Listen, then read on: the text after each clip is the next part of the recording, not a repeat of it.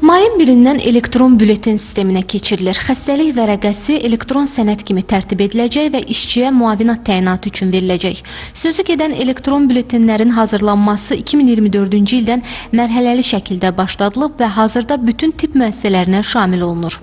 Sığorta olunanlar üçün xəstəlik vərəqələri yalnız elektron qaydada tərtib olunacaq və qəbul ediləcək. Bununla bağlı Səhiyyə Nazirliyindən müvafiq qurumlara aidiyyatı üzrə sirkulyar məktublar göndərilib və bildirilib ki, artıq 1 maydan etibarən bütün tibb müəssisələri səlahiyyətli həkimlər ki, onların elektron qaydada xəstəlik vərəqələrini tərtib etmə hüquqları var. Onlar artıq SİMA hüquqi imzasını əldə etməli və Vahid Səhiyyə İnformasiya Sistemində də müvafiq qaydada icazələr əldə etməlidir.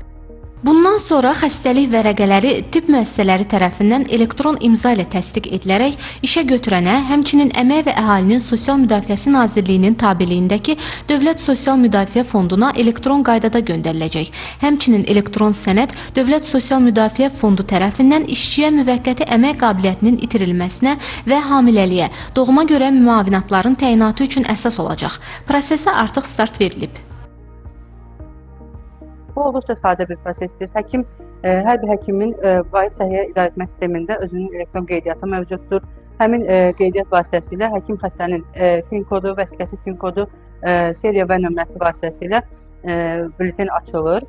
SİMA elektron imza vasitəsilə imzalanır. Hər 3 gündən bir bu proses bületin uzatmaya gedir. Sonra isə həkim məsləhət komissiyası, şöbə müdiri və baş həkim tərəfindən də SİMA vasitəsilə imzalanır.